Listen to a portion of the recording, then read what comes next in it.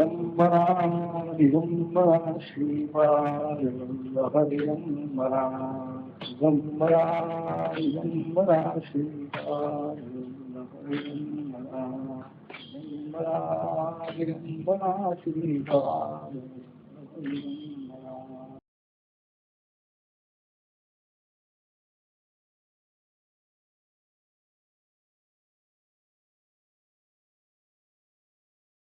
अमृत मिळणार नाही, तुम्हालाच मिळेल. दैत्य जी जी इच्छा प्रकट करतील त्याला तुम्ही अनुमोदन द्या. समुद्रातून उत्पन्न झालेल्या कोणत्याही वस्तूबद्दल मला पाहिजे असं म्हणू नका. दैत्याने नेले तर नेऊ दे. साममार्गाने आणखी कार्यसिद्धी ही फार उत्तम होती. क्रोधाने आणि यांनी सिद्धी होत नाही हे लक्षात ठेवा. कदाचित समुद्रातून कालकूट विषही वर येण्याचा संभव आहे, पण घेऊ नका. सगळं हे असं सगळं समजावून सांगितलं भगवंताने. गुप्त झाले. ब्रह्मदेवाने सगळ्या देवाला सांगितलं. भगवंताने सांगितल्याप्रमाणे करा. सर्व ही इंद्राजिक देव बलिराजा आपल्या दैत्य सैन्यासह ज्या ठिकाणी तळ ठोकून बसला होता तिथं आलेले आहे.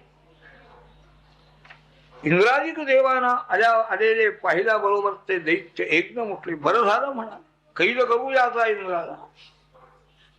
दैत्य राजा बली हा मोठा नीतिशास्त्रज्ञ. हे निशस्त्र आलेले आहेत देव, अर्थात हे काही युद्धा करता आलेले नाही. त्यांनी आपल्या सर्व दैत्यांना सांगितलं स्वस्थ राहा म्हणाले. हे आत्ता निशस्त्र आले, त्या अर्थी हे संधी करण्याकरता आलेले आहेत, युद्धा करता आलेले नाही. हे लक्षात घ्या आणि स्वस्थ राहा या म्हणाले. त्यांनी सर्वांचा आदर केलेला आहे. मग इंद्राने बोलायला आरंभ केलेला आहे आणि सगळं त्यांनी सांगितलं. आपण दोघे मिळून क्षीर समुद्राचं मंथन केलं म्हणजे आपल्याला अमृत मिळेल म्हणाले. दोघांनाही अमृत मिळेल, तुमची शक्ती वाढेल आमची. सर्वांना पसंत पडले. मग देवदैत्याने त्याप्रमाणे ठरवून मंदर पर्वत त्याने उपटलेला आहे आणि घेऊन निघाले समुद्राकडे. पण एवढा मोठा पर्वत तो घेऊन जायचा म्हणजे काय किती श्रम झाले. पडला तो खाली, पर्वत नेता आला नाही. त्याच्या खाली काही सापडले, कुणाचे हात पाय मोडले. भगवान त्या ठिकाणी प्रगट झालेले सर्वांना आणखी पुन्हा जीवन दिलेलं आहे. तो पर्वत उचलून गरुडावर ठेवलेला आहे आणि समुद्रावर तीरावर येऊन तो समुद्रामध्ये सोडून गेलेला आहे. नागराज वासुकीलाही देवदैत्याने बोलावलेला आहे. तुम्हालाही काही अमृताचा भाग देऊ म्हणाले. आला वासुकी. तो संबंध त्या पर्वताला गुंडाळलेला आहे. समुद्राचं मंथन करायचंय. त्याला लागणारा आणखी रवी म्हणजे मंदर पर्वत आणि रवीला बांधलेली गुंडाळलेली दोरी म्हणजे नागराज एवढा मोठा वासुकी. तो गुंडाळल्यानंतर त्या नागाच्या मुखाची बाजू भगवान श्रीहरीने सर्व देवांना बरोबर घेऊन गेले आणि मुखाची बाजू आपल्या हातात घेतली आणि पुच्छाची शेपटाची बाजू म्हणजे दैत्याने घ्यावी म्हणून ते मुखाकडे जाऊन उभे राहिले. तक्रार ते म्हणाले आम्ही ह्या सापाचं पुच्छ हातामध्ये घेणार नाही. अमंगळ, आम्हाला मुखाची बाजू पाहिजे. प्रत्येक वेळेला आणखी तक्रारी स्वभाव या दैत्याचा आहे. देवांना ताकीद केली होती अगोदर भगवंताने. जी जी इच्छा दैत्य प्रकट करतील त्या इच्छेप्रमाणे बघा तुम्ही, म्हणजे तुमचं काम होईल. आम्ही म्हणाले कश्यप ऋषींची मुलं तपस्वी आहोत, आम्ही वेदाध्ययन केलेलं आहे. हे सापाचं पुच्छ आम्ही हातात घेणार नाही. लगेच भगवंतानी ती मुखाची बाजू सोडली. देवाना घेऊन ते या पुच्छाच्या बाजू हातामध्ये ते मुख धारण केलं. दैत्य त्या मुखाच्या बाजूला आणि पुच्छाच्या बाजूला देव राहिलेले आहे. मंथनाची तयारी झाली आणि मंथनाला सुरुवात झालेली आहे. पण ते दैत्य म्हणजे अभिचारी ते मंथन घुसळण्याचं काम सुरू झाल्याबरोबर त्या नागाच्या मुखातून श्वासोच्छ्वास बाहेर पडायला लागले. तो विषारी वारा त्या दैत्यांच्या अंगावर केला. प्रत्येक दैत्य मूर्छित पडलेले आहे. आता आम्हाला ही बाजू नको असं म्हणताही येत नाही ना, अहंकार आहे. पूर्वीच त्यांना पुच्छाची बाजू दिली, तिथं मूर्छित पडा नाही तर वाटेल तेव्हा. मग भगवंतांच्या कृपेनं मेघ उत्पन्न झाले, वारा सुटला, गार पर्जन्यवृष्टी झाली, सर्व सावध झाले. दैत्य ते मंथन सुरू झालेलं असताना भगवान स्वतः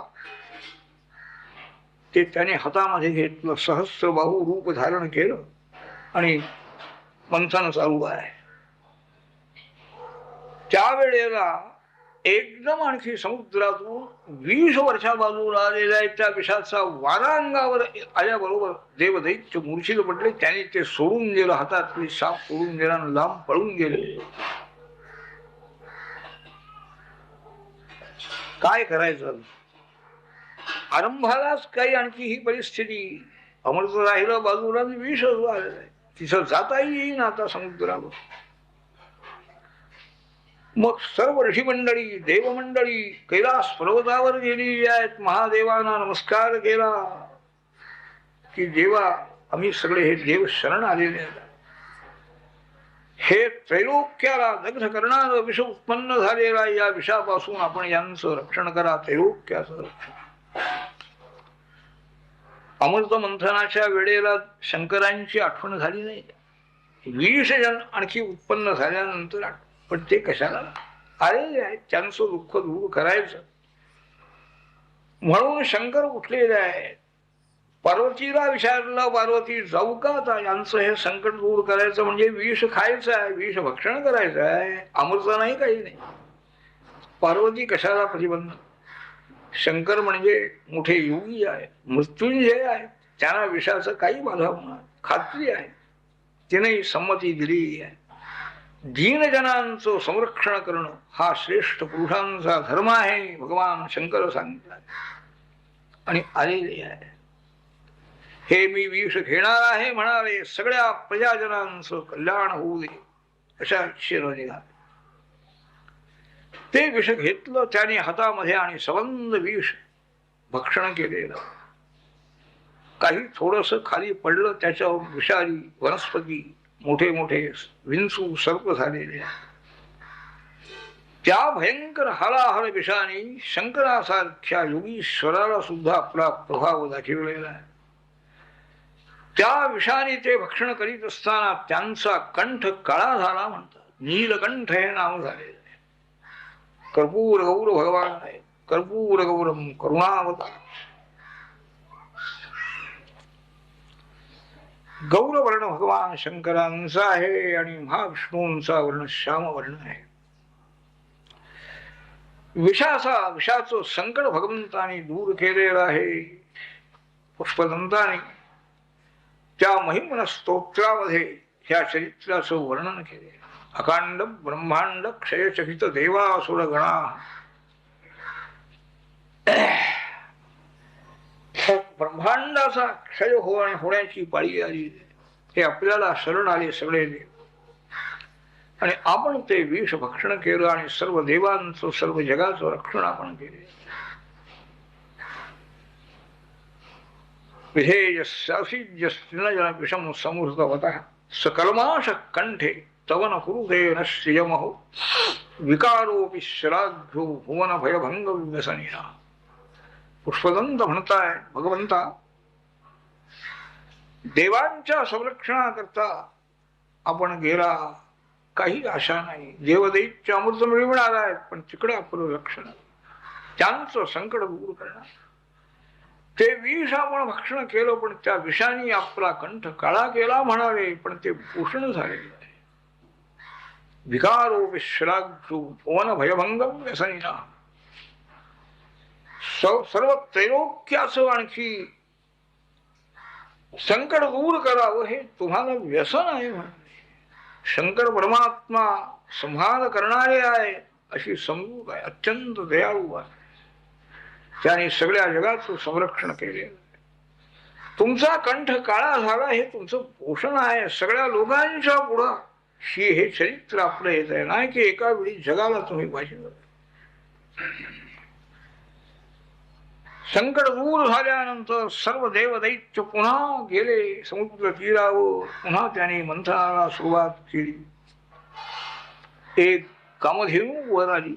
ऋषी मंडळीने कामधेनू आपल्याजवळ घेतली. आम्हाला सगळं अग्निहोत्र वगैरे करणारा दूध दही वगैरे तूप लागतं म्हणाले. त्याने ते घेतली.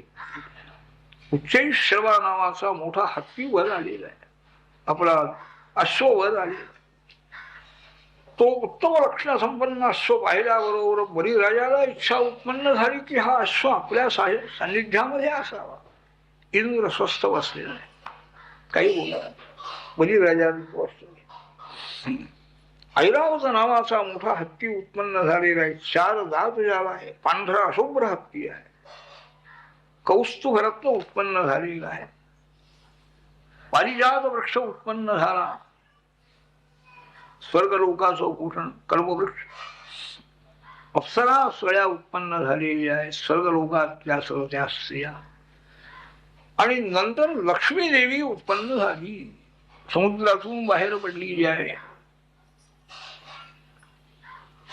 सर्व देवदानव मोहित झालेले आहेत लक्ष्मीचं स्वरूप पाहिलं. कोणी तिला आसन आणून दिलेलं आहे.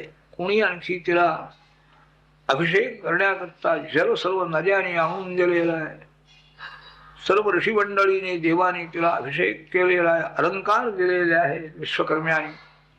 तिची पूजा अर्चा सर्वांनी केली. लक्ष्मी देवी आता आपण कोणाच्या गळ्यात माळ घालावी, कोणाचा स्वीकार करावा, आश्रय पाहिजे आपल्याला. विनाश्रया नशोभन्ते पंडिता वनिता लता हा मनुचा सिद्धांत आहे. आश्रयाशिवाय स्त्रियांना शोभा नाही आहे. स्वतंत्र राहू शकतील पण शोभा नाही. हे मुद्दाम सांग. न शोभनते म्हणतात. न जीवनची म्हणत नाही. जिवंत राहतील त्या पैसा मिळवू पण नाही. आपल्याला योग्य कोण आहे आश्रय शोधण्याकरता पुष्पमाला हातामध्ये घेऊन लक्ष्मी देवी निघाली. पहिल्या प्रथम दुर्वास ऋषी तिच्या दृष्टीला पडली. देवी काय तपश्चर्या. सगळं जग बदलून टाकण्याचं सामर्थ्य आहे. कुंतीला नुसते मंत्र दिलेले आहे. आवाहन सूर्य मंत्राचा जप केल्याबरोबर सूर्यनारायण लगेच मुलगा झालेला आहे. इतकी सिद्धी आहे. तपश्चर्या मोठी आहे. पण नूनंतको यस्य नमन्य गिरिजय हा विचार केला लक्ष्मी देवीनं. हे मोठे तपस्वी आहे. पण राग मोठा आहे. राग काही यांना जिंकू शकले नाही. शेवटपर्यंत यांच्या जवळ राहणं म्हणजे कठीण आहे म्हणा. अगोदरच परीक्षा करून हे करावं. नंतर तक्रार करायची नाही आहे. नको म्हणाले. चांगलं ज्ञान आहे.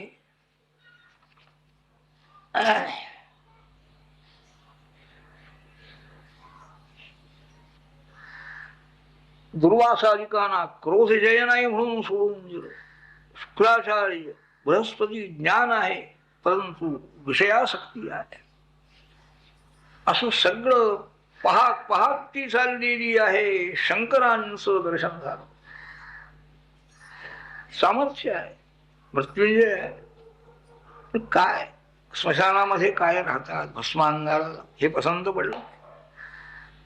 भगवान श्रीहरींच्या वर दृष्टी पडली आहे. वरे वरम सर्व गुणैः अपेक्षितम. सुमंगल आहे भगवान श्रीहरी. उत्तम आहे. अलंकार आहे. शक्ती आहे. सर्व सामर्थ्य आहे. पण आपल्याकडं त्यांची दृष्टी सुद्धा नाही. माझी इच्छा नाही म्हणाली. पण नमागे तयाची रमा हो. लक्ष्मीनं विचार केला. सर्व गुणसंपन्न भगवान श्रीहरी आहे. त्यांना इच्छा नसली तरी हरकत नाही आपण त्यांची सेवा. म्हणून भगवंतांच्या कंठामध्ये माला घातली. अशा रीतीने मग सर्वही देवगणाने लक्ष्मीचाही सत्कार केला. भगवंतांचाही सत्कार केला.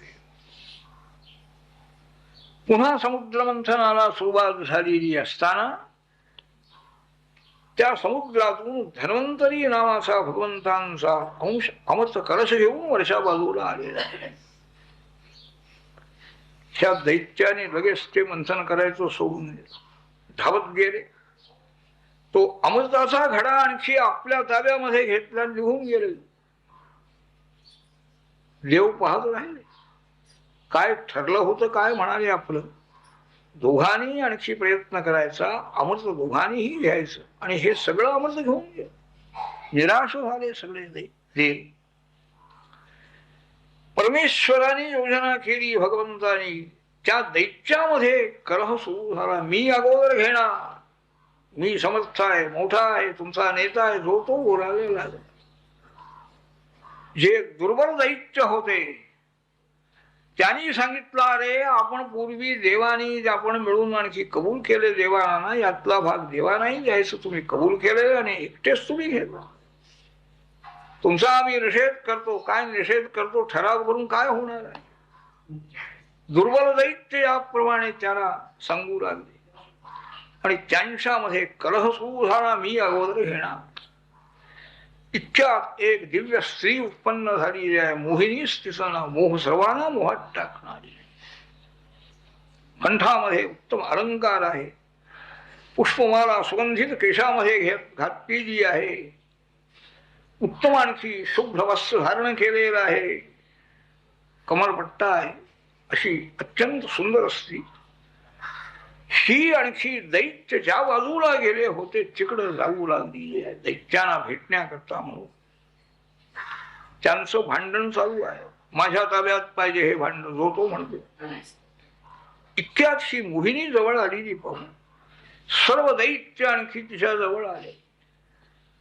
वेधा द्वेधा भ्रमणचक्रे कांतासु कनकेषु च तासु तेष्वप्यनासक्त साक्षात भर्गो नरावती. ब्रह्मदेवाने सृष्टिकर्त्याने दोन ठिकाणी भ्रम निर्माण केलेला आहे, मोह. कांता आणि कनक, ह्या दोन्ही ठिकाणी ज्याच्या मनामध्ये मोह होत नाही, अनासक्त जो आहे तो साक्षात भगवान शंकर आहे म्हणा. मनुष्य जरी असला तरी हे दैत्य कनक आणि कांता याशिवाय काही नाही. आणि लगेच त्या मोहिनीला पाहिल्याबरोबर, कुठून आला बाई साहेब आपण, काय तुमचं नाव काय, आजपर्यंत आपल्यासारखी स्त्री आम्हाला पाहायला सुद्धा मिळाली नाही. बरं झालं देवानी तुम्हाला आमच्याकडे पाठवलं. आज आमचं भांडण सुरू झालं. आम्ही सगळे कश्यप ऋषींची मुलं भाऊ असताना आमच्यामध्ये या अमृताकरता भांडण चाललेलं आहे. हे अमृताचं भांड घ्या म्हणाले, तुमच्या ताब्यात आम्ही देतो आणि आम्हाला सगळ्यांना व्यवस्थित वाटून द्या तुम्ही, म्हणजे भांडणाचं काम राहणार नाही. मोहिनी हसलेली आहे. भगवान हसले. भगवान म्हणताय, कश्यपांची मुलं तुम्ही म्हणाले आणि मी कोण आहे, कुठून आले, काही विचार न करता एकदम माझ्यावर तुम्ही विश्वास ठेवता. असा एकदम स्त्रियावर विश्वास टाकणं बरं नाही म्हणाले. ऋषिपुत्र ऋषिकुमार तुम्ही या, काय आमचा अंतःकरण कसा असेल काही तुम्हाला कळलेलं नाही म्हणाले. जास्तीच त्यांच्या मनावर परिणाम झाला नाही म्हणा. तुमच्यावर आमचा पूर्ण विश्वास आहे. हे घ्या भांड, तुमच्या ताब्यात घ्या. ते अमृताचं पात्र ताब्यामध्ये घेतलेलं आहे. आणखी पुन्हा ताकीद केली, मी सांगेन त्याप्रमाणे तुम्हाला वागावं लागेल. कुठं बसायचं, कसं बसायचं, काय करायचं, मी काय करेन याला तुमची संमती पाहिजे तर हे काम करीन, नाही तर हे तुमचं अमृताचं भांड घेऊन चला, मला जरूर नाही. ताब्यात आलेलं आहे, घेऊन जा असं म्हणायचं. हे काय आता घेतायत थोडेच नाही. नाही, आपण सांगाल ती आज्ञा आम्हाला मान्य आहे. जा म्हणाले. स्नान वगैरे करा, दानधर्म करा, अमृतप्राशन करायचं आहे आणि त्या बाजूला जाऊन बसा. तुमची दैत्यांची पंगत स्वतंत्र एका बाजूला असू दे. त्यांना घालवून गेलं. स्नान दान वगैरे करू आणखी एका बाजूला दैत्यांची पंक्ती बसली, इकडं देवांची ही पंगत. बसायला सांगितलं सगळ्या देवांना, अमृत पात्र आणलेलं आहे, सगळ्यांना ते अमृत वाटण्याचं काम सुरूही झालेलं आहे. ते दैत्य वाट पाहत. काही दैत्य म्हणाले उगीच त्या बाईवर आपण विश्वास ठेवला, म्हणाले ओळख नाही देख नाही. पण ज्यांनी विश्वास दाखवला ते म्हणाले नाही हो, तशी बाईची नाही आहे, येईल म्हणाले थोड्या वेळाने, देवांना देत असे देऊ दे थोडं. सर्व देवांना अमृत वाटलेला आहे. त्यात तो राहू नावाचा जो दैत्य आहे त्याला काही संशय उत्पन्न झाला. देवरूप धारण करून सूर्य चंद्रांच्या मध्ये तो बसलेला आहे. त्यालाही ते अमृत मिळालं, पिऊन टाकलं त्याने. इतक्यात सूर्यचंद्राने हा आमच्यापैकी नाही म्हणून त्या मोहिनीला सांगितल्याबरोबर सुदर्शन चक्राने त्याचा शिरच्छेद केलेला आहे. ते अमृत खाली उतरलंच, फक्त मस्तक तेवढं मरणारहित झालं. त्याच्याकरता एक लगेच ग्रहमंडळ निर्माण झालं. ग्रहामध्ये त्याला अधिकार दिला, म्हणजे इतक्या जलद निर्णय घेता आला पाहिजे नाही त्याला. शत्रूला सुद्धा आपलं करून घ्यायचं आहे, नुसतं मारून टाकलं नाही. त्याला ग्रहमंडळावरती त्याची नियुक्ती करून नवग्रहापैकी एक स्थान शिरभक्त आहे. राहुग्रहाला फक्त मस्तक आहे, बाकी शरीर नाही. ते अमर झालेलं आहे. सर्व देवांना अमृत मिळालेलं आहे. त्यांचं तेज वाढलं, बल वाढलेलं आहे. भगवंताने ते मोहिनी रूप आणखी गुप्त केलं. पुन्हा आपल्या मूळ रूपामध्ये भगवान प्रगट झालेले आहे. राजा देवदैत्यानी प्रयत्न सारखेच केले, दोघांनीही अमृत प्राप्ती करता, पण फल मात्र देवांना मिळालं, दैत्यांना ते फल मिळालं नाही. भगवंताचा आश्रय ज्यांनी केलेला आहे, पूर्ण विश्वास भगवंतावरती शेवटपर्यंत ज्यांनी टाकला, त्यांना ते अमृत मिळालं. आपल्याच बुद्धीनं निर्णय करणारे, स्वार्थ आणखी स्वार्थामध्ये बुद्धी ज्यांची आणखी गुंतलेली आहे, त्यांना ते फल मिळालं नाही. स्वतःचा प्रयत्न मोठा आहे, ईश्वर वगैरे काही मानायला तयार नाही. वाट पाहिली दैत्यानी, ती बाईही गेली, ते अमृतही गेलं. देव आणखी मोठे उत्साही झालेले आहेत, तेजस्वी झालेले आहेत, त्यांना अमृत मिळालं. विश्वासघात झाला, काय म्हणून उपयोग काय आता. शठम प्रतिशाठ्यम ही नीती आहे भगवंतांची. दयाळूही आहे, पण वाटेल त्यावर दया नाही, पाहून दया आहे. अगोदर त्यानेच सांगितलं देवाना, तुम्ही जाऊन संधी करा, तह करा आणि दोघं प्रयत्न करा, हे ठीक आहे. पुढं जसे ते आणखी विरुद्ध वागायला लागले, तक्रार पहिल्यापासून तक्रार करायला लागले, त्यावेळेला त्यांनी ठरवून ठेवलं यांना यांच्या हातात अमृत मिळायचं नाही. गेलेलं त्यांनी आणून दिलं ना. सर्व एकंदर दैत्य रागावलेले आहेत आणि युद्ध करण्याकरता आले. देव दैत्यांचं नर्मदा तीरावरती भयंकर युद्ध त्यावेळेला झालेलं आहे. अनेक दैत्यांचा नाश देवाने केले. देवांचा जो आहे मुख्य सेनापती बलिराजा, हाही विमानामध्ये बसून आलेला आहे. इंद्र त्याच्याबरोबर युद्ध करण्याकरता आलेला आहे आणि त्यांनी वज्रप्रहार करून बलिराजाचं विमान खाली पाडलं. बलिराजा मूर्छित पडलेला आहे. पुष्कळ दैत्य मारले गेले. मग नारद महर्षींना ब्रह्मदेवाने पाठविलं. हो, नारदाने येऊन देवांना सांगितलं, तुम्हाला अमृत मिळालेलं आहे, तुम्हाला विजय मिळालेला आहे, आता व्यर्थ दैत्यांचा संहार करू नका अशी ब्रह्मदेवांची आज्ञा आहे, बंद करा. इकडं दैत्यांनाही जाऊन सांगितलं नारदानी, बलिराजाला सांगितलं, बलिराजा तुम्ही आता सर्व आणखी त्या अस्तगिरीवर जाऊन राहा, शुक्राचार्यांची सेवा करा. काही काळाने शुक्राचार्यांचा प्रसार तुमच्यावर होईल आणि पुन्हा तुमची उन्नती होईल. त्यांनाही सांगून पाठवून दिलेला आहे आणि हे युद्ध बंद झालेलं आहे. याप्रमाणे देव दैत्यांचं युद्ध थांबलेलं आहे. देव सर्व आपल्या स्वर्ग लोकाला प्राप्त झाले. ही बातमी कैलास पर्वतावर शंकरांना समजली. मोहिनी रूप धारण करून आणि ते अमृत दैत्यांच्याकडून घेतलं आणि देवाला सगळं दिलं भगवंतानी. ते वैकुंठ लोकामध्ये आले. भगवान पार्वती माता आहे, गणमंडळी आहे. भगवंतांनी त्यांचा सत्कार केला. या म्हणाले महादेव. काय कशा करता आला? महादेव म्हणाले, देवा तुम्ही आजपर्यंत मोठे मोठे अवतार धारण केले, सगळे मी पाहिले म्हणा. आज तुम्ही हा स्त्रीवेश धारण केला म्हणून ऐकलं मी. हे कशा करता केले? हे मला पाहण्याकरता मी आलेलो आहे. भगवान म्हणाले, प्रसंगच तसा होता. जर देवांना सांगून युद्धाला आम्ही आरंभ केला असता तर दैत्य ते संबंध अमृत पिऊन युद्धाला आले असते. अमृत त्यांच्याकडून काढून घ्यायचे. मग युद्ध ठरलेलंच आहे, नाश करायचा. म्हणून हे रूप घ्यावं लागलं म्हणाले. त्या सगळ्या दैत्यांना मोहित करण्याकरता हे रूप धारण केले. पहा म्हणाले, तुमची इच्छा असेल. एकदम भगवान अदृश्य झाले. एक दिव्य पुष्पाची बाग त्या ठिकाणी तयार झाली. एक अत्यंत सुंदर स्त्री आणखी त्या ठिकाणी चेंडू खेळण्याचं काम करते आहे. आणखी काही स्त्रिया तिच्या मैत्रिणी आहेत.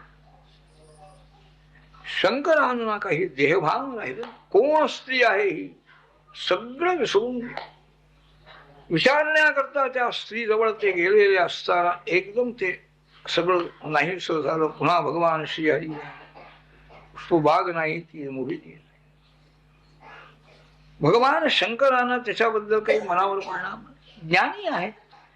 ईश्वराच्या मायेचं असं हे कार्य होणारच म्हणाले.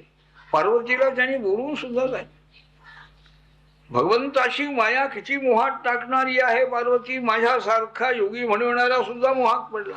मग बाकीचे जीव किती मोहात पडले. त्याच्याबद्दल काही नाही. आपल्या हातून असं वर्तन झाले, काही मनावर कोणताच परिणाम नाही. पाप पुण्यातीत झालेले महात्म्य आहे.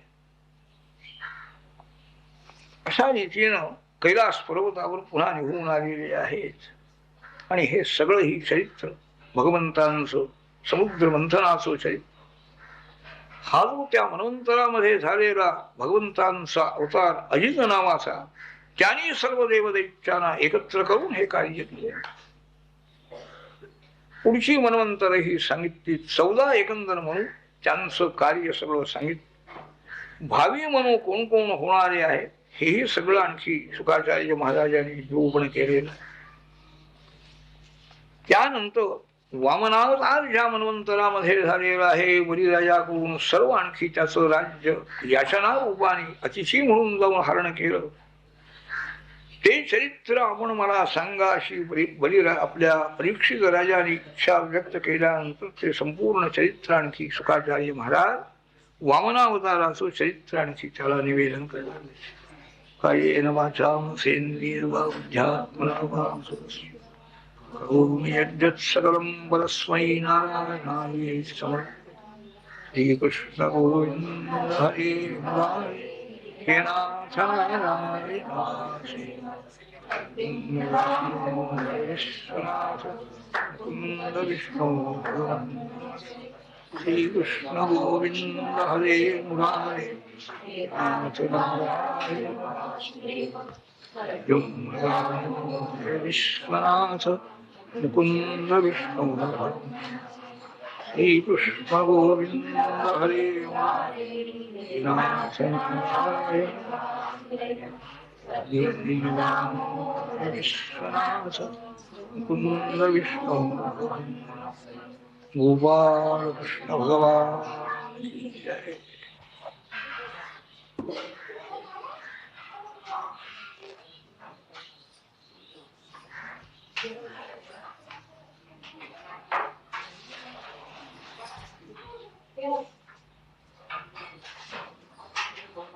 जय.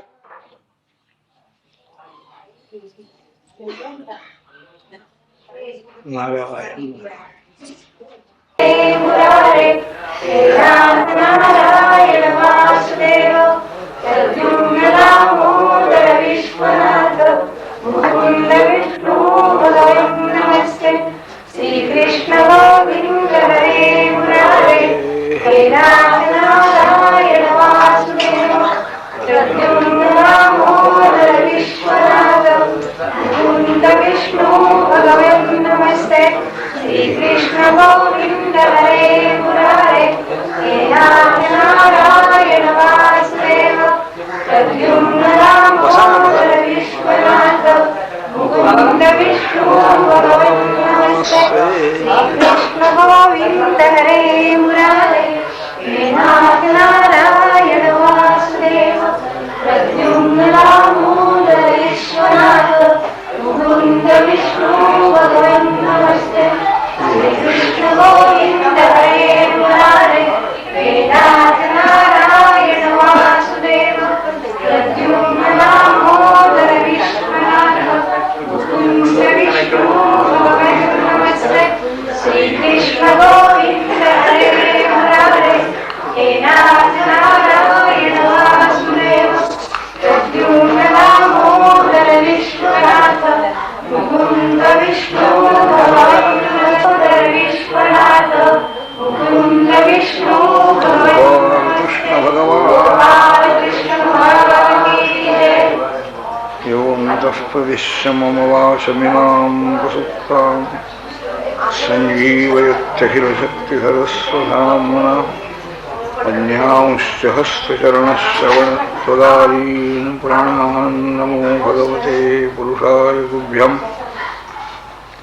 मूकं करोति वाचालं पङ्गुं लङ्घयते गिरिं यत्कृपातमहं वन्दे परमानन्दमाधवम् आपदामपहर्तारं दातारं सर्वसम्पदां लोकाभिरामं श्रीरामं भूयो भूयो नमाम्यहम् यत्र यत्र रघुनाथकीर्तनं तत्र तत्र कृतमस्तकाञ्जलिं बाष्पवारि परिपूर्णलोचनं मारुतिं नमत रक्षसान्तकम् पुस्तकजपवटहस्ते वरदाभयचिह्नचारुबाहुलते कर्पूरामरदेहे वागीश्वरिचोदयाशु मम वाचं हरे नमः हरे नमः। श्रीगणेशाय नमः। श्रीगुरुचरणारविन्दाभ्यां नमः। राजोवाच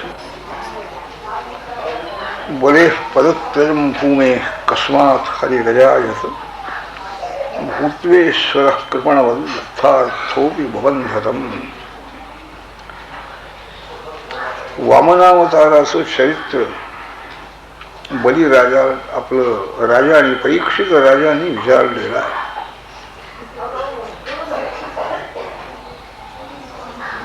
अतिथी म्हणून बलिराजाच्या कडे भगवान गेले आणि 3 पावलं भूमीची त्यांनी याचना केली. त्यांनी दान केलं असतानाही बलिराजाला त्यांनी बांधून ठेवलं. काय हे ईश्वराचं चरित्र आपण सांगा. शुक सांगतात राजा देवाने पराजय केलेला आहे बलिराजाचा.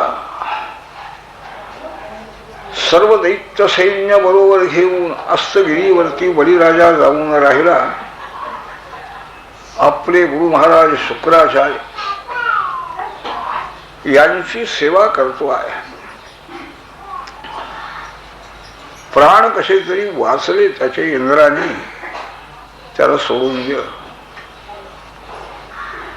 शुक्राचार्य संतुष्ट झाले आणि त्याची इच्छा पाहून विश्वजित यज्ञ त्यांनी त्याच्याकडून करेला. विश्वाला जिंकण्याची शक्ती यावी याकरता अग्निकुंडातून एक मोठा रथ बाहेर पडला सुवर्णाचा. घोडे उत्तम आहे. ध्वज चांगला आहे सिंहध्वज. दिव्य धनुष्य मिळालं. बाणांनी निरंतर भरलेले असे 2 भाते मिळाले. कवच मिळालेलं आहे. शुक्राचार्याने ही विजयाची सर्व व्यवस्था त्याची करून दिली. पितामह म्हणजे प्रल्हादजी यांनी बलिराजाला त्याच्या कंठामध्ये एक माळ घातली. पुष्पांची माळा. कधीही फुलं सुकणार नाही ज्या माळी. अशी सगळी सामग्री त्याची तयार करून दिली शुक्राचार्य. आणि जा म्हणाले. देवधानी इंद्राची नगरी ही ताब्यामध्ये घेतली. गुरु महाराजांना प्रदक्षिणा केली, नमस्कार केला आणि बळीराजा निघालेला आहे. प्रल्हादांची अनुमती घेऊ, नमस्कार करू. शुक्राचार्यांनी दिलेल्या दिव्य रथामध्ये बसून आणि तो स्वर्गाची राजधानी देवधानी या राजधानी जवळ येऊन पोचलेला आहे. त्याच्या बरोबर पुष्कळ मोठे मोठे पराक्रमी दैत्यही होते. तो शुक्राचार्यांनी दिलेला दिव्य शंख त्याने वाजवला नसतो. तो आवाज नगरीमध्ये असलेल्या इंद्राच्या कानावर पडलेला आहे. बळीराजाच्या शंखाचा आवाज ऐकण्याबरोबरच त्याची कल्पना झाली की हा काहीतरी मोठा सामर्थ्य मिळवून आलेला आहे. आपले गुरु महाराज बृहस्पती याला विचारलं त्याने, ह्या बळीराजाने मोठा प्रयत्न केलेला दिसतोय. म्हणाले काहीतरी तेज याला मिळालेला आहे, कोणाचं तरी तेज. नाहीतर पराजय केलेला, मूर्छित पडलेला बळीराजा आणि इतका समर्थ कसा झाला. त्यावेळी बृहस्पतींनी सांगितलं, इंद्रा, याची जी इतकी उन्नती झाली याचं कारण शिष्याय उपवसन तेज भृगुर् ब्रह्मवादी, याचे गुरुजी काही सामान्य नाही आहे. भृगुर्षी शुक्राचार्य महाराज यांनी आपलं तेज याला दिलेलं आहे. शक्ती ज्याला म्हणतात ती शक्ती त्यांनी आपल्या जवळची तपशक्ती याला दिलेली आहे. प्रत्यक्ष परमेश्वरा वाचून याचा पराजय आज तरी कोणीही करू शकणार नाही. तुम्ही आता मुकाट्याने तुमचं राज्य सोडून गुप्तपणाने बाहेर चला, युद्ध करण्याच्या भानगडीत पडू नका. आज यांनी शुक्राचार्यांची पूजा केली, आदर सत्कार केला, पण थोडक्याच काळामध्ये त्यांचा शाप याला होणार आहे. अपमान करील हा, आणि शाप झाल्यामुळे सर्व याचं राज्य ऐश्वर्य जाणार आहे. आज तुम्ही आपले बाहेर पडा. इच्छित रूप धारण करणारे देव होते. देव रूपात बाहेर पडले असते तर त्यांना पकडलं असतं. दुसरं रूप धारण करून आणि बाहेर पडले. युद्ध नाही, काही नाही.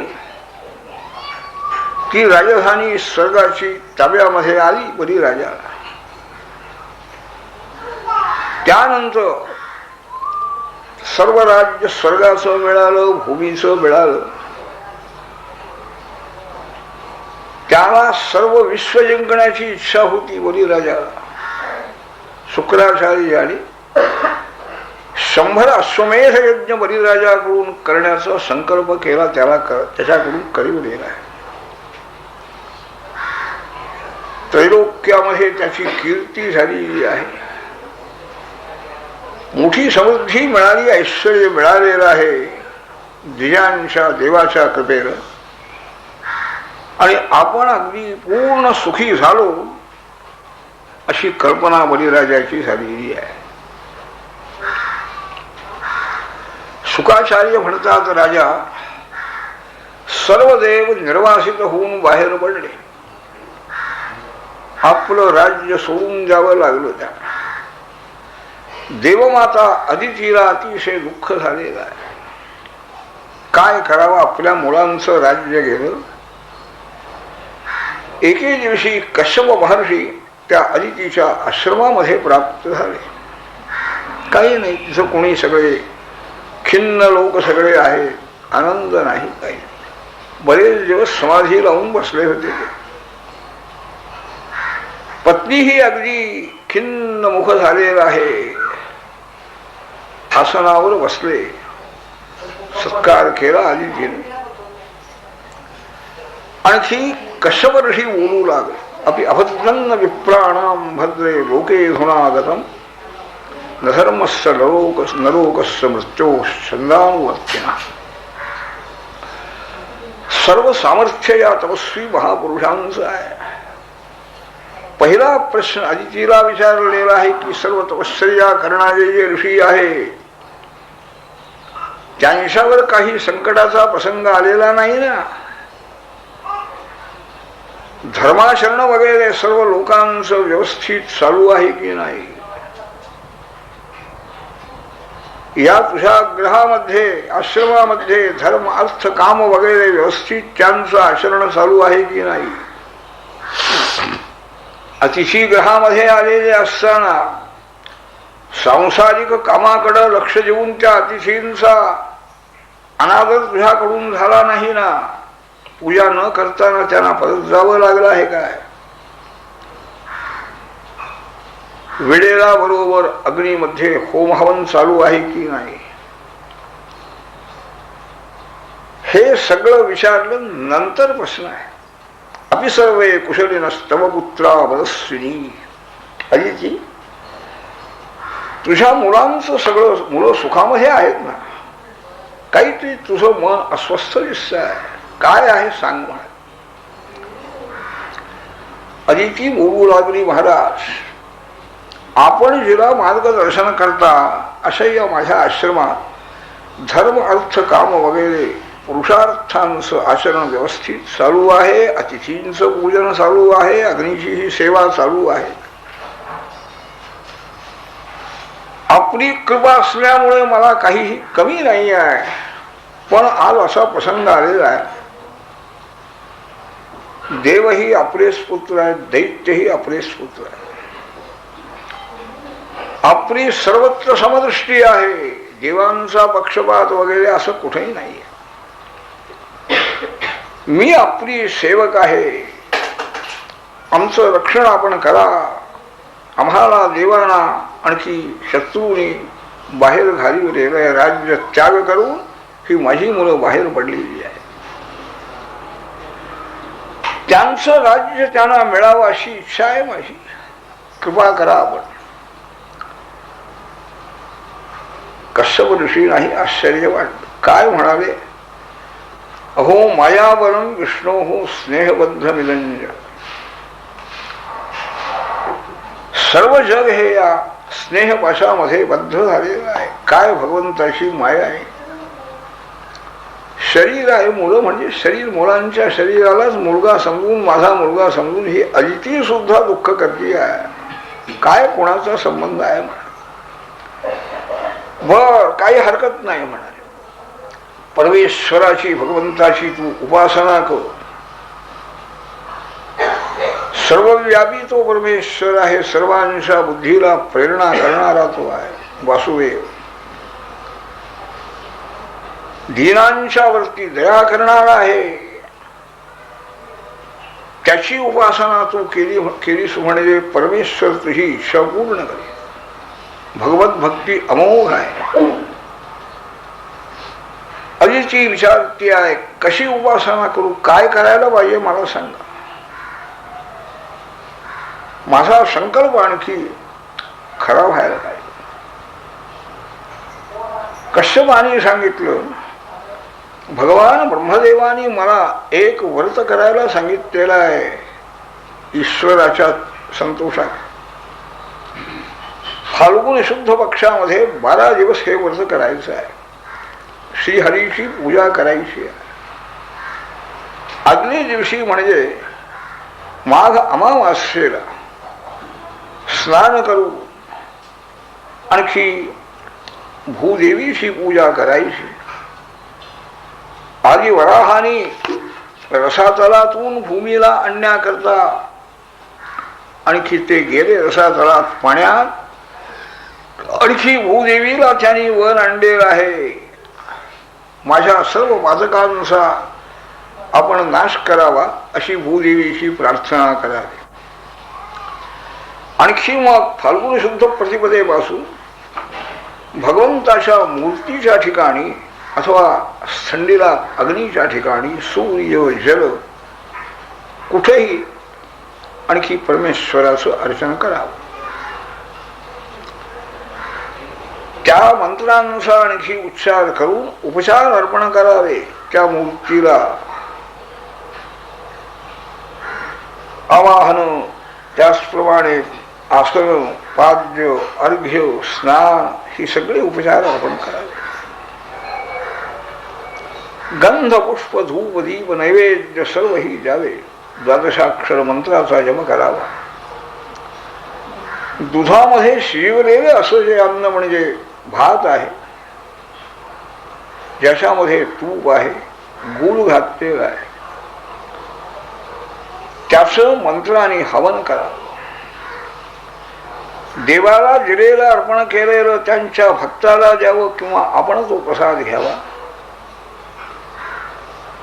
अष्टोत्तर मंत्राचा जप करावा. प्रदक्षिणा नमस्कार करू आणखी विसर्जन करावं. ब्राह्मणाला अन्नदान करावं. नंतर आपण आणखी भोजन करावं. फक्त दूध घ्यायचंय 12 दिवस पर्यंत. पयोव्रत याला म्हणतात. असं रोज पूजा अर्चा रोज व्हावी 12 दिवस पर्यंत. 13व्या दिवशी त्रयोदशीला आणखी भगवंताची महापूजा करावी. 12 दिवस पर्यंत आणखी त्रिकाल स्नान करणं, असत्य भाषण वगैरे काहीही न करणं, कुणाशीही हिंसा, कुणालाही उद्वेग त्रास न देणं, हे सगळे नियम पाळावे. त्रयोदशीला भगवान विष्णूंना स्नान अभिषेक वगैरे करू आणि सर्व पूजा वगैरे समाप्त करावी. आचार्य जे आहेत यांनाही वस्त्र, अलंकार, धेनू हे द्यावं, अर्पण करा. त्यांना अन्नदान करावं. इतरांनाही अन्नदान करावं, दक्षिणादान करावं. इतरही मंडळी श्वान, चांडाळ वगैरे सगळ्यांनाही अन्नदान करावं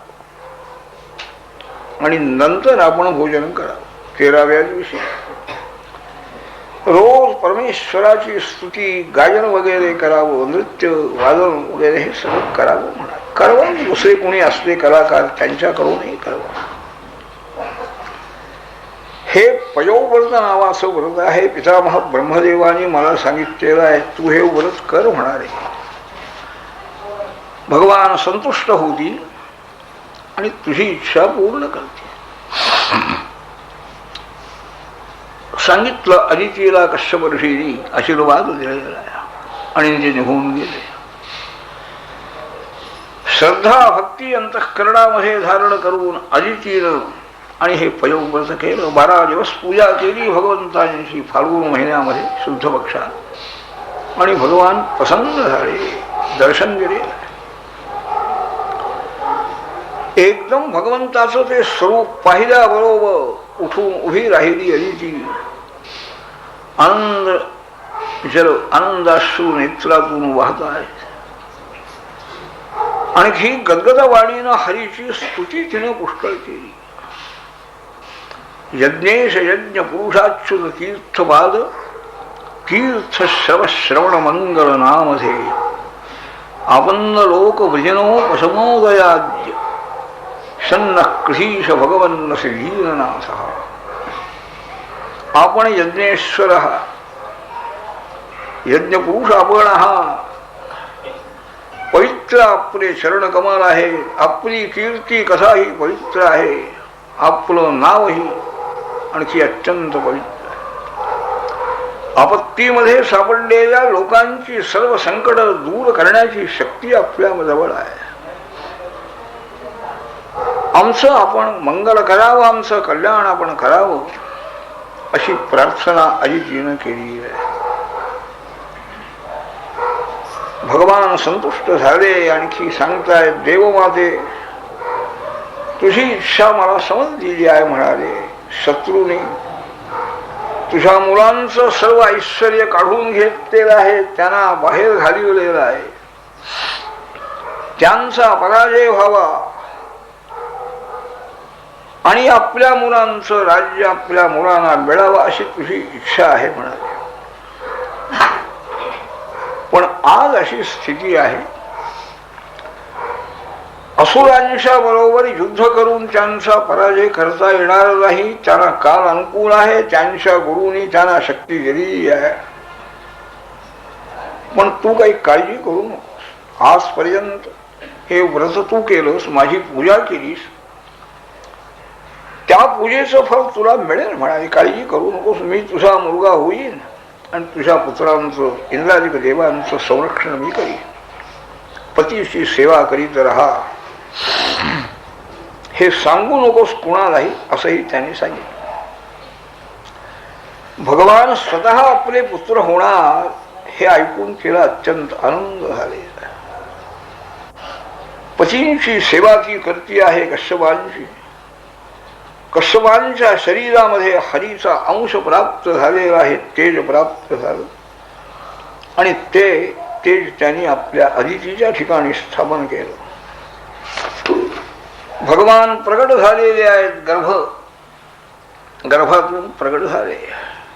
ब्रह्मदेव आलेले आहेत, त्यांनीही आणखी त्यांची स्तुती पुष्कळ केली.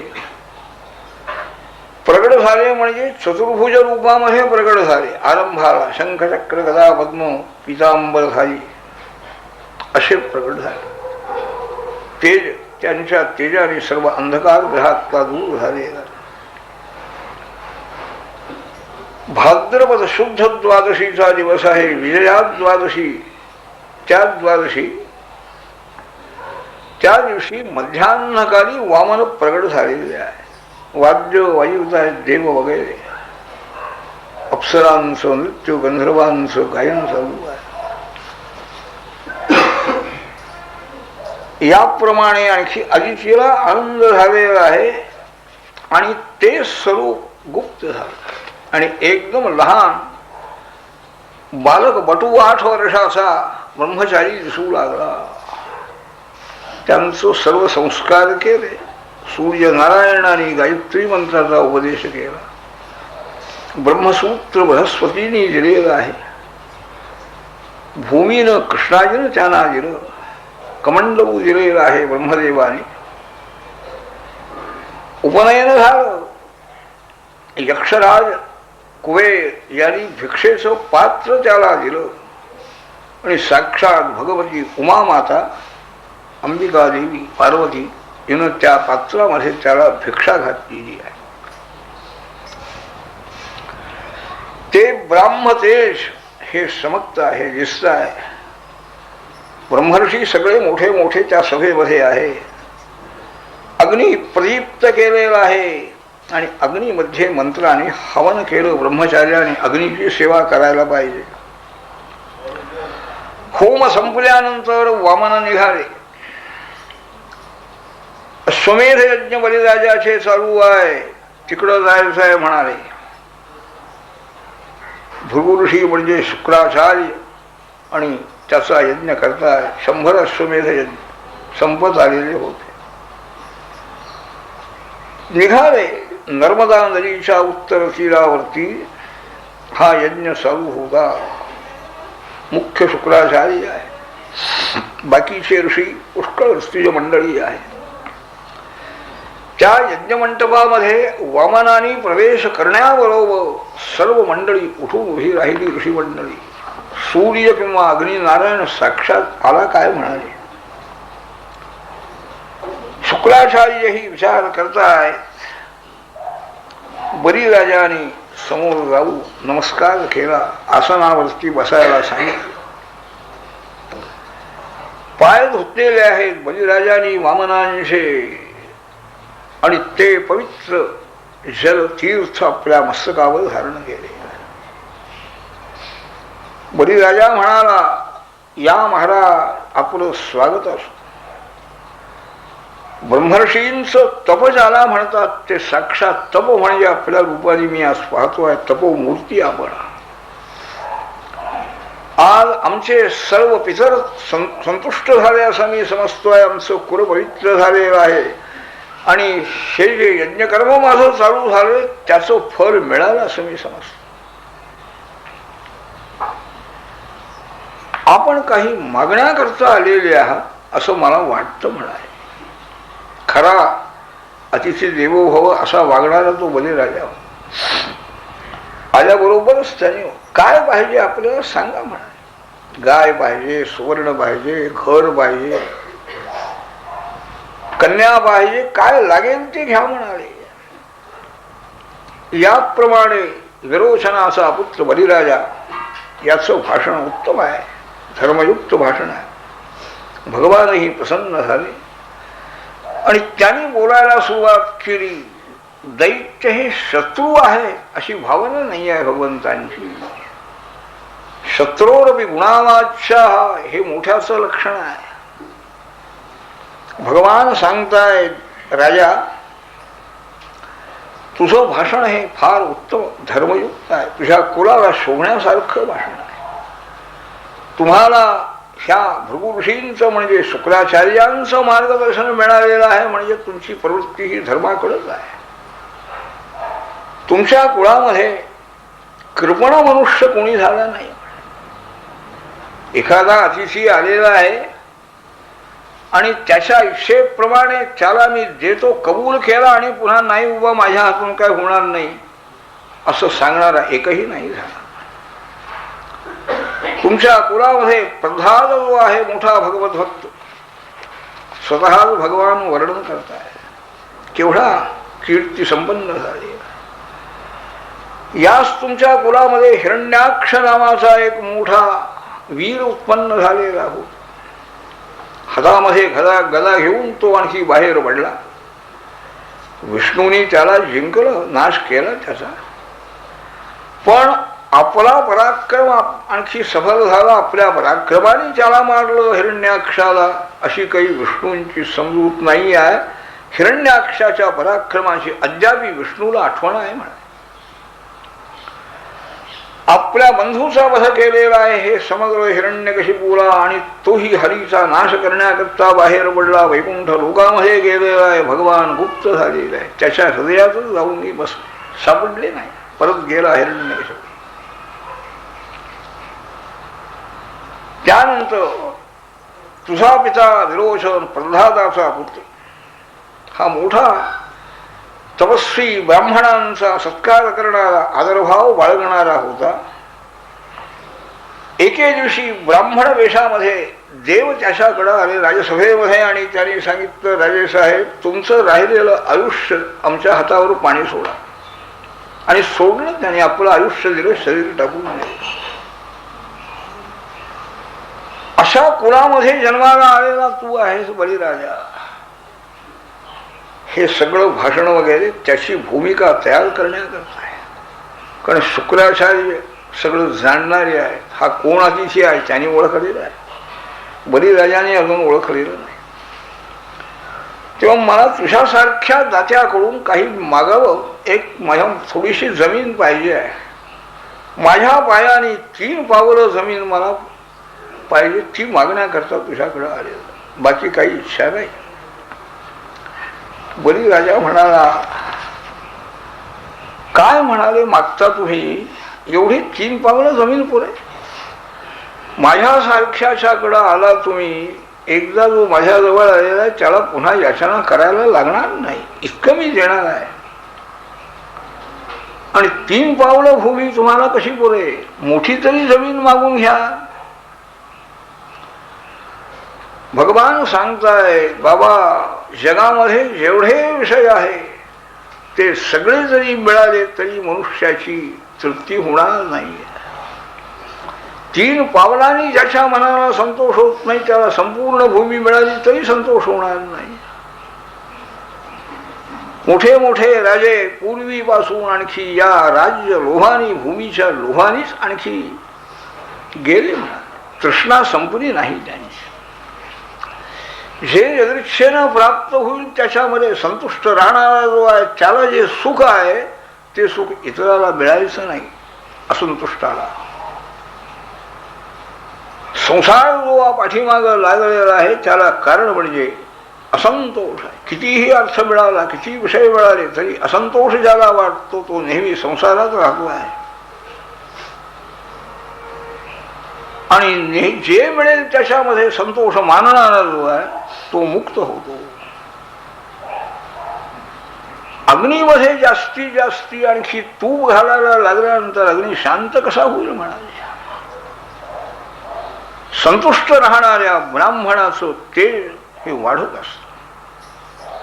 त्रीणी पदान्येव वृणे, तुझ्यासारख्या दात्याजवळ 3 पावलं भूमी एवढीच मला मागायची आहे, जास्ती नको. राजांनी सांगितलं तुम्हाला त्रिपाद भूमी दिली म्हणाले, घ्या 3 पावलं भूमी मोजून घ्या तुम्ही. सांगितलं राजाने आणि पाणी सोडायचं आहे, संकल्प सोडायचा. हे शुक्राचार्याने ओळखलं. विष्णवे क्ष्मां पदास्यंतम उशना असुरेश्वरम, हा विष्णू आहे म्हणाले आणि याला आपला हा शिष्य सगळं देऊन टाकणार आहे.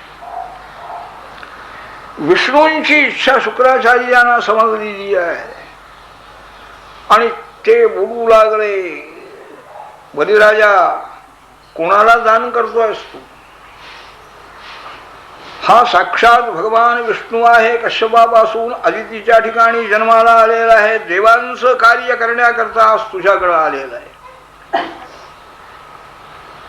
तू याला जे प्रतिज्ञा केली, बोलून गेला, शब्द दिलास मी देणार आहे म्हणून, ते चांगलं नाही बरं नाही म्हणाले. तुझं सर्व राज्य सर्व स्थान हा घेणार आहे आणि ते सगळं घेऊन इंद्राला देणार आहे, तुमच्या शत्रूला. मायेनं ब्रह्मचार्याचा वेश धारण करून हा हरियास तुझ्याजवळ अतिशी म्हणून याचक म्हणून आले. 3 पावलं भूमीमध्ये सगळं राज्य घेणार. हो म्हणाले, हा विश्वरूप आहे, विश्वमूर्ती आहे. त्याचं हे विराट रूप यांनी प्रकट केलं तर सर्वस्व तुझं जाणार नाही का? एका पायाने सबंध भूमंडल व्यापून टाकणार हा, दुसरा पाय स्वर्ग लोकामध्ये व्यापून टाकणार. आपल्या मोठ्या शरीराने सबंध आकाश मंडळ व्यापून टाकणार आहे. 2 पावलातच तुझं सगळं राज्य गेलं म्हणाले. 3रा पाय ठेवायला जागा कुठं आहे? म्हणजे सर्वस्व जाऊन शिवाय कबूल केल्याप्रमाणे त्रिपाद भूमीचं दान तुझ्या हातून पूर्ण होणार नाही आणि नरकाला तुला जावं लागेल. त्याकरता अगोदर सांगून टाक, किंवा माझी काही शक्ती नाही, सांगून दे यार. तू राहणार कुठं? खाण्यापिण्याची व्यवस्था तुझी कशी करायची? उद्या जर यांनी सांगितलं की माझ्या जागेत राहायचं आणि कुठं राहणार तू? आपण जिवंत जर राहिलो, आपली वृत्ती योगक्षेमाची व्यवस्था जर राहिली तर पुढं संबंध आणखी कार्य करता येतील. धर्माचरण सुद्धा वृत्ती असेल, जीवनाची व्यवस्था ही ठेवून आणि धर्माचरण केलं पाहिजे. हे दान काय असलं दान नाही, सर्वस्व देणं हे बरं नाही आहे. शास्त्रज्ञांचं मत तुला सांगतो. धर्माय यशसेच्छाय कामाय सजनाय च पंचधा विभजन वित्तम ह्यामुत्तच मोदते. आपण मिळवलेल्या द्रव्याचे 5 भाग करावे. 1 पंचमांश द्रव्य धर्माकरता त्याचा विनियोग करावा. 1 पंचमांश यशाकरता, लोकांनी चांगलं म्हटलं पाहिजे, अहो चांगलं आहे, घरी आलं गेलं, फराळ पाणी सगळं करतात, कधी नाही काही मिळालं नाही असं होत नाही. कीर्ती ही पाहिली पाहिजे, शिल्लक ठेवायला पाहिजे. 1 पंचमांश अर्थ आणि काम म्हणजे विषय भोगा करता, आपल्या लोकाकरता. असा द्रव्याचा विभाग करून जो वागणार आहे त्याला इहलोकातही सुख मिळतं आणि परलोकातही धर्माचरण होतेच की. काही द्यायचं नाही असं नाही. आणखी एक तुला मार्ग दाखवतो. शास्त्रज्ञांचंच म्हणणं आहे, सत्य आणि अनर्थ ह्याची व्यवस्था शास्त्रज्ञांच्या दृष्टीने अशी आहे. सत्यम पुष्पफलम विद्या आत्मवृक्षस्य लीयते. शरीर हा जो वृक्ष आहे, शरीर रूपी झाड, त्याचं मूळ हे अनृत आहे आणि सत्य हे फल किंवा पुष्पाप्रमाणे आहे. अनृत हे मूळ आहे, असत्य मूळ राहिलं तर हे शरीर रूपी झाड राहणार आहे. फुलं फळं तोडून घेतली म्हणून झाड काही पडत नाही म्हणा. तेव्हा जर असत्य अगदी बोलायचं नाही, काही नाही असं ठरवलं तर शरीर राहणारच नाही. मूळ शिल्लक ठेव. असत्य झालं तर एखाद्या वेळेला होऊ दे म्हणाले. तेव्हा हा विचार तू कर. कोणीही घरी आला अतिथी, हो घ्या महाराज तुमचं घर आहे. तो म्हणाला घरातून बाहेर पडला. घरातून बाहेर पडलो आपण, त्याला कबूल केलं, तुमचंच घर आहे म्हणालो. हे काही दान म्हणत नाहीत म्हणाले. कोणी आला, काहीही आमच्या घरी मिळायचं नाही, आले तसे चला, हीही चूक आहे. हा सगळा विचार करून मागायचं म्हणाले. तेव्हा नाही, मला माझ्या हातून दान होत नाही, सांगून दे. कबूल केलं तरी सत्य हे पालन करता येणार नाही. स्त्रीषु नर्म विवाहेच वृत्यर्थे प्राण संकटे गो ब्राह्मणार्थे हिंसायाम नादतमस्याजुस्थितम. इतक्या ठिकाणी जरी असत्य वर्तन झालं तरी चालतं म्हणाले. स्त्रियांच्या बरोबर असत्य बोलायला हरकत नाही, नेहमी असा अर्थ नाही, पण सांगतात ते प्रसंगाने काही कार्य होण्याकरता बोलावं. थट्टेमध्ये असत्य भाषण होऊन जातं. एखाद्याचा विवाह आणखी जमवायचा आहे, त्यावेळेलाही असत्य बोललं तरी चांगलं आहे म्हणाले. आपण जिवंत राहायला पाहिजे, आपली सगळी व्यवस्था राहावी आपल्या योगक्षेमाची, त्याकरताही असत्य बोलायला हरकत नाही. गायीची ब्राह्मणाची हिंसा होण्याचा प्रसंग आलेला आहे, त्यावेळीही असत्य बोलावं. सगळं शुक्राचार्यांनी त्याच्या पुढं मांडलं आणि हे दान माझ्या हातून होणार नाही असं याला सांगून टाक, हा जाऊ दे म्हणा. केवढा प्रसंग निर्माण झालेला आहे. साक्षात विश्वेश्वर परमात्मा याचक म्हणून आलेला आहे. दान सामान्याला करायचं नाहीये. हे दान जर झालं बलिराजाकडून तर तो मुक्तच झालेला आहे, संसार संपला त्याला. पण गुरु महाराज विरुद्ध आहे. आता तेही कदाचित परीक्षा पाहतायत काय कुणाला ठाऊक. बलिराजा क्षणभर स्वस्थ बसलेला आहे, डोळे झाकून. त्यांनी विचार केला आणि निश्चय करू आणि गुरु महाराजांना त्यांनी सत्यम भगवता प्रोक्तम धर्मोयम गृहमेहिना. गृहस्थाश्रमी पुरुषांनी कसं वागावं हे तुम्ही सांगितलं महाराज, बरं योग्य आहे. अर्थ पाहिजे, काम पाहिजे, कीर्ती पाहिजे, आपलं जीवन व्यवस्थित चाललं पाहिजे, हे सगळं मला मान्य आहे.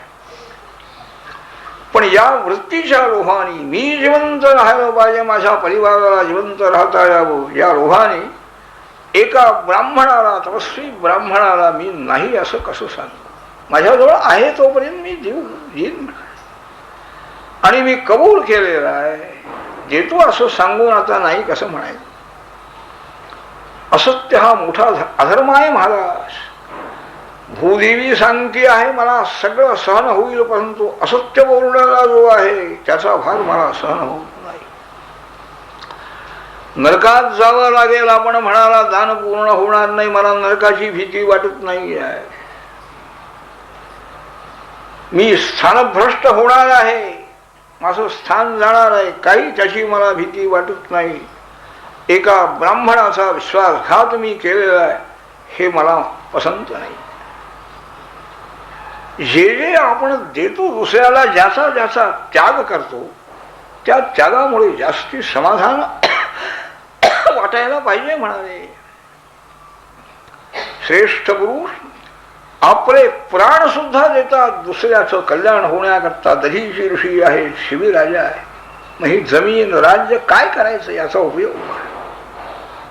आजपर्यंत ज्यांनी राज्य केलं, वाढिलं, ते स्वतः शिल्लक राहिले का आतापर्यंत? ते स्वतःच गेले म्हणा. ज्यांनी आणि त्याग केलेला आहे त्यांची कीर्ती आजपर्यंत जगामध्ये वाढलेली आहे. युद्धामध्ये आपल्या शरीराचा प्राण त्याग करणारे, प्राणत्याग करणारे सुद्धा मिळतील म्हणाले. पण योग्य आणखी तपस्वी पुरुष आलेला असताना त्याला दान करणारा मिळणं कठीण आहे. द्रव्याचा मोह फार मोठा. दाता भवती वा नवा. आपल्यासारखे ब्रह्मज्ञानी महात्मे यांनी जे इच्छा यांची असेल ती पूर्ण करण्याचा प्रयत्न आमच्यासारख्या गृहस्थाश्रमी पुरुषांनी केला पाहिजे. ह्या ब्रह्मचार्याला जी इच्छा आहे त्याप्रमाणे मी देण्याचं ठरवलेलं आहे म्हणाले. विष्णू आहे, असू दे, विष्णू असले म्हणून काय, आज माझे अतिथी म्हणून आलेले आहे. असे अतिशय मला आता मिळणार कुठं, कोणत्या जन्मात मिळतील म्हणाले. या वेळेलाच मला हे कार्य करायचं. अधर्माने मला यांनी बांधून ठेवलं, दान पूर्ण करता आलं नाही म्हणून तरी सुद्धा मी यांना प्रतिकार करणार, शत्रू असला तरी प्रतिकार करणार. शुकाचार्य सांगतात, राजा आपण ज्याच्यावर इतके उपकार केले, ज्याला स्वर्गाचं राज्य मिळवून दिलं, 100 अश्वमेध यज्ञ ते इंद्रपद स्थिर करण्याकरता आणखी आरंभ केलेले आहे. 100वा अश्वमेध यज्ञ चालू आहे आणि हा शिष्य आपला ऐकत नाही. दैवयोग आहे बलिराजाचा. गुरु महाराजही रागावले.